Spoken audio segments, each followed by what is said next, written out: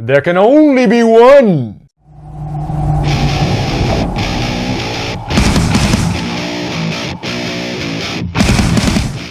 Highlander stars Christopher Lambert, Sean Connery, and is directed by Russell Mulcahy.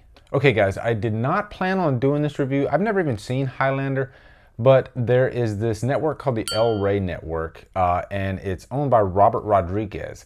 The Robert Rodriguez who directed Sin City and From Dusk Till Dawn. And it is a television network that has original programming, and it's great stuff. Definitely check it out. What's cool about their YouTube channel is they love to honor classic 80s action movies. And they had one month where they were covering The Terminator. They had one month where they were talking about Rocky.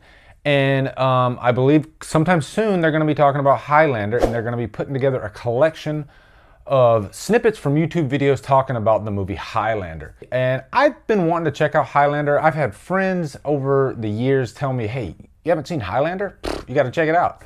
So finally, this was a good reason I thought I'd check it out. So as most of you know, Highlander is this just huge cult classic of a movie. And it's the story of these immortals. And when you first watch this movie, you're kind of lost. You don't know what the hell's going on. It takes place in the present day, even though it came out in 86, so present day 86. And it feels like the Terminator. I mean, very much like the Terminator. You have the parking structure. You got Christopher Lambert, who looks exactly like Thomas Jane, by the way. And he looks like Reese in the Terminator. It's got the Terminator type of music. And I was really digging this movie at first. And then all of a sudden it kicks over to the 1500s, the medieval times. And it kind of throws you for a loop because you don't really know what's going on. And right away you see these warriors, they're on the battlefield. And Christopher Lambert plays Connor MacLeod.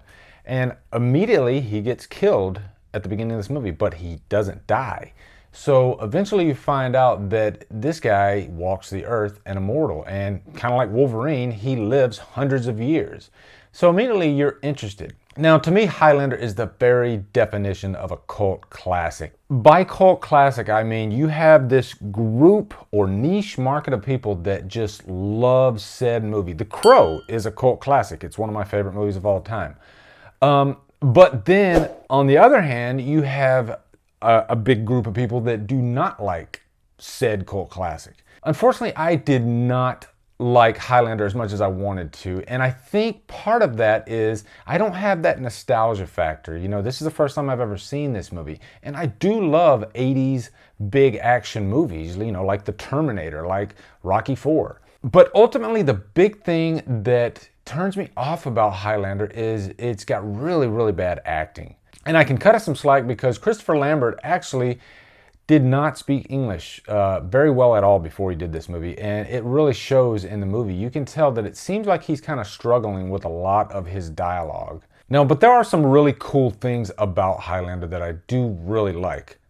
And first off is the visuals. There are some striking visuals in this movie. And not only striking, but one thing I loved about them is they are very unique. Even still to this day, there are some visuals in Highlander that you don't see in other movies, which is really cool. And also, I do love the premise of, you know, an immortal living hundreds of years.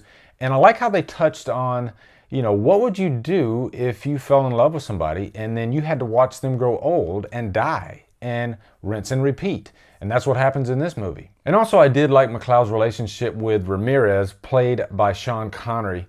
I thought that they played off of each other very well, and it was kind of a teacher-student type relationship. And now to the bad, what I didn't like about Highlander. There are laughable moments in this movie, and I'll first talk about Clancy Brown. Clancy Brown's not 100% bad in this movie. There are scenes where I really dug him.